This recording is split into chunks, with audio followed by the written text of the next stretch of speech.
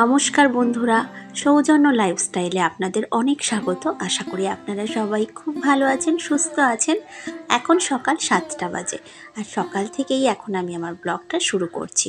সকালে ঘুম থেকে উঠে আমি এখন ব্রাশ করে নিচ্ছি, আর এদিকে আমার ছেলে তার ঠাকুরদার কোলে উঠে এখন বায়না ধরেছে যে শোকেসের ভেতর যা যা খেলনা আছে সেগুলো ওকে বের করে দিতে হবে। সাধারণত ও এগুলো আমাকে বলে না, কারণ ও জানে যে আমাকে সব খেলনা বের করতে বললে আমি ওকে সব বের করে দেব না। আসলে এখনই যদি সব বের করে দিই না, পুরো ঘর বিছানা নোংরা করে রেখে দেবে। আর এদিকে মা সবজি বের করছে ফ্রিজ থেকে, তো ওগুলো সব পরে কেটে নেবো। আর কালকে রাত্রে আমি কিছু ড্রাই ফ্রুটস ভিজিয়ে রেখেছিলাম, তো সেগুলোই এখন আমি আমার ছেলেকে খেতে দেবো। তো আর সাথে কিছু আমি আমন্ডও ভিজিয়েছিলাম, তো সেগুলো বাড়ির সবাই খেয়েছে, আর কিছু আমার জন্য রেখেছে, তো সেগুলো আমি খাবো আর আগে ছেলেকে দিয়ে দিই। তো এখান থেকে আমি একটু খেজুর দিচ্ছি, ওকে 2টো খেজুর দেবো, আর কাজু বাদাম, কিশমিশ আর একটা আমন্ড। আর এগুলো যদি সকালবেলায় বাচ্চাকে দেওয়া যায় তাহলে কিন্তু স্বাস্থ্যের জন্য ভীষণ ভালো, আর এগুলো বড়রা খেলেও তো স্বাস্থ্যের জন্য খুব ভালো। যাই হোক, ওকে এখন দিয়ে দেবো। আর আমি অনেক দিন পরে আবার ভ্লগ দিচ্ছি, কারণ আমি বাপের বাড়িতে গিয়েছিলাম, ওখানে আমার বান্ধবীর বিয়ে ছিল, তো বিয়ের অনুষ্ঠান কাটানোর জন্য। তো খুব ভালোভাবে বিয়ের অনুষ্ঠান কাটিয়েছি, আর আমি ভেবেছিলাম যে ওর বিয়ের কিছু ভিডিও তুলে আমি সেটা একটু বড় একটা ভিডিও বানাবো, ব্লগ রেডি করব। কিন্তু কি বলুন তো, সেইভাবে না আমার বিয়ের ভিডিও তোলা হয়নি, যে একটা সুন্দর ভিডিও বানানোর মতো আমার সব ভিডিও তোলা হয়নি, আর যার জন্য আমি বিয়ের ব্লগ বানাতে পারিনি। যাই হোক, তো আমি কদিন আগেই এসেছি শ্বশুরবাড়িতে, আর এসে আর কি কদিন আমি ব্লগের জন্য রেডি করিনি। তো আজকের ভাবলাম যে একটু ব্লগ রেডি করি, তো আপনাদের সাথে সেই সংসারের কাজকর্ম এগুলো সব আপনাদের সাথে শেয়ার করতে পারবো।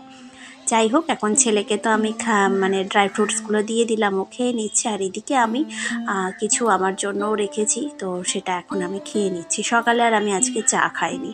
আর এদিকে আমি বিছানাটা গুছিয়ে নিচ্ছি। আর কদিন তো ভালোই ঠান্ডা পড়েছে, আসলে কিছুদিন আগে তো বৃষ্টি হয়েছে, আর বৃষ্টির পরে দেখুন একদম জাঁকিয়ে ঠান্ডা পড়েছে, আর সেই জন্য একটু ব্ল্যাঙ্কেটটা বের করা।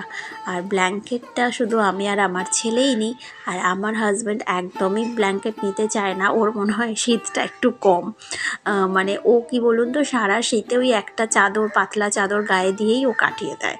আমি বাবা অত একটা পাতলা চাদর গায়ে দিয়ে কাটাতে পারবো না, সেই জন্যই ব্ল্যাঙ্কেট বের করা।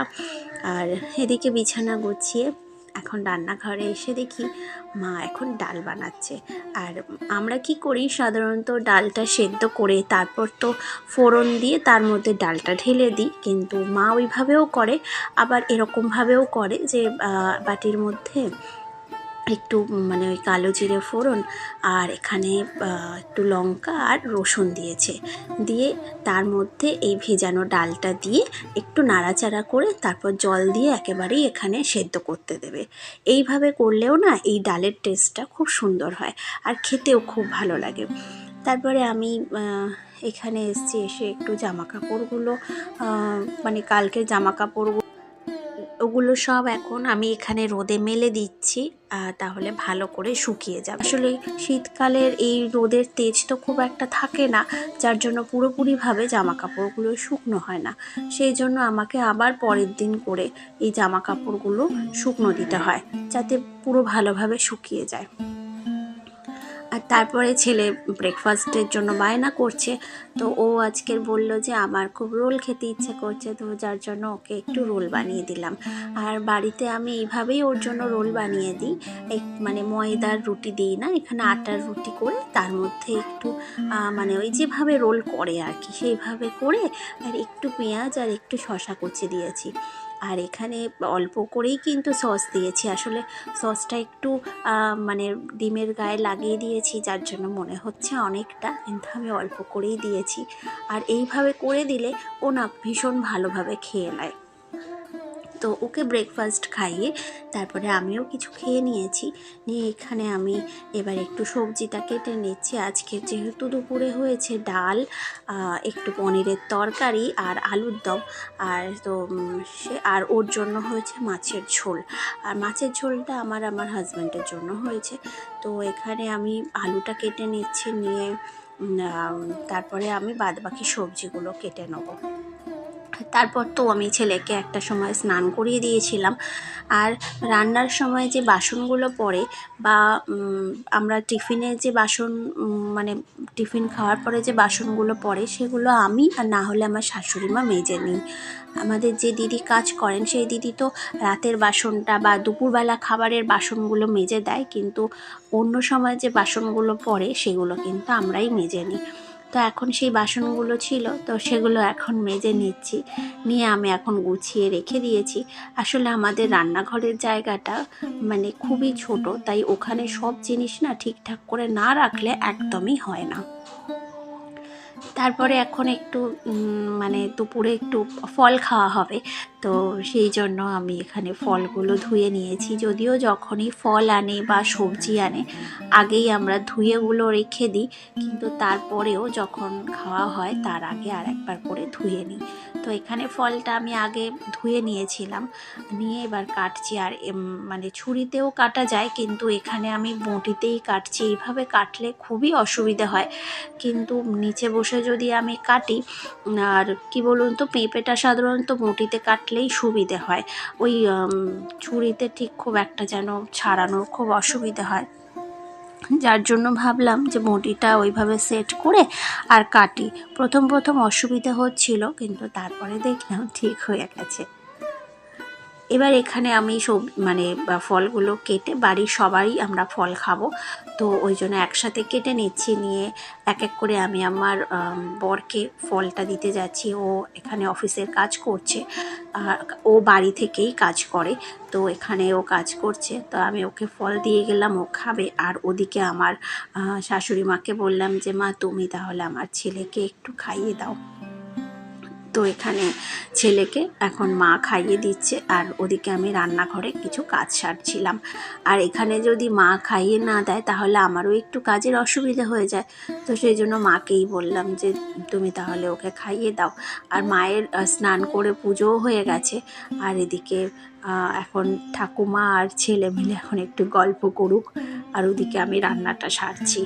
তো এই যে বললাম না যে আজকের আমাদের ডাল হয়েছে, পনিরের তরকারি, আর এখানে আলুর দম বানাচ্ছি, আর তারপরে মাছের তরকারিটা করে নেব। ছেলের জন্য আমি সবসময় আলাদাভাবেই করি, ওর একসাথে আমরা খুব কম রান্না করি, একটু আলাদা করেই রান্না করি, কারণ ও তো ছোটো, এখন ও ঝাল তরকারি খেতে পারবে না।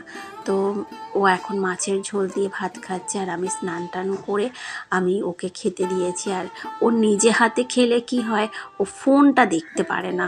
আর না হলে আমি যদি ওকে খাওয়াই, মানে আমি ধরুন ওকে খাইয়ে দিচ্ছি, তাহলে ওর মনটা থাকে কি ফোনের দিকে। সেই জন্য আমি এখন ঠিক করেছি যে ওকে আমি নিজে হাতেই খেতে দেবো, তাহলে ও এই দিকে মনটা থাকবে, আর ও এটা খুব মানে এনজয় করে খাবে। তো দুপুরে খাওয়া দাওয়া শেষ করে এখন একটু ছাদে এসছিলাম, তো ওকে নিয়ে তখন এসছিলাম দুপুরে খাওয়া দাওয়ার কি অনেকক্ষণই পরেই এসছিলাম। তো ছাদে এসছি, ওকে নিয়ে একটু ঘোরাও হবে, আর একটু মাঝে মাঝে হাওয়া দিচ্ছে, যার জন্য ওকে আমি মাথায় ওই রুমাল টুপি মতো ওটা বেঁধে দিয়েছি, যাতে ওর ঠান্ডাটা সেভাবে না লাগে।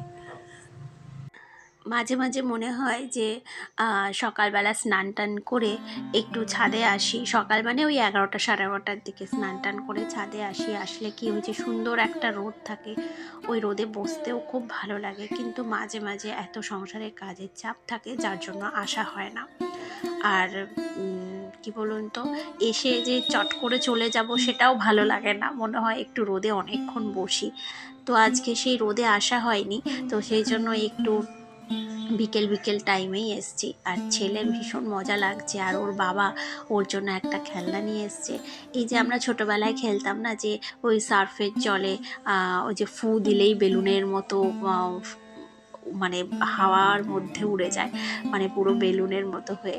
তো এইটা দারুণ লাগে। আর এইটা ওর বাবা ওর জন্য নিয়ে এসছে, তা আমি এখানে ফোলাচ্ছি আর আমার ছেলের কি মজা, ওগুলোও ধরতে যাবে। আর মাঝে মাঝে মনে হয় যে এই আমার ছেলের মতো যদি ছোট হয়ে যেতাম তাহলে কত ভালো হতো। তো ওর সাথে তো ছাদে ভালো মতো খেলা করে চলে এসেছি, আর এসে ওকে ঘুম পাড়িয়েও দিয়েছিলাম। তারপরে সন্ধ্যা হয়ে গেছে, তো সন্ধ্যাবেলায় উঠে আমি একটু সন্ধ্যা দিয়ে নিলাম আর একটু বারান্দায় এসেছি। এখানে যেহেতু আমার তুলসী মঞ্চ আছে, তো এখানে একটু আমি ধূপ দিচ্ছি, এখানে আমি ধূপ দিইও। আর আমার ছাদেও একটা তুলসী গাছ আছে, তো ছাদে তো যাওয়া সম্ভব না, সেই জন্য আমি এখানেই রোজ মানে প্রদীপ দেখাই। আর সন্ধ্যাবেলায় একটু সবাই মিলে চা খেয়েছি। তো চা খাওয়ার পরে একটু বাবা দুপুরবেলায় কেকটা নিয়ে এসেছিলো, এতে প্রচুর ড্রাই ফ্রুটস দিয়ে মানে ভর্তি। আর এইরকম কেক আমার শাশুড়ি মা খুব পছন্দ করেন। তো কেক কেটে আমরা সবাই খেয়ে নেবো সন্ধ্যাবেলায়। তারপরে তো রাতের জন্য রুটি তরকারি এগুলো করা হবে। আর আজকের আমি ভিডিওটা এখানেই শেষ করছি। আর আমার এই ভিডিও যদি আপনাদের ভালো লাগে তাহলে অবশ্যই আমার চ্যানেলটিকে সাবস্ক্রাইব করে আমাদের পাশে থাকবেন।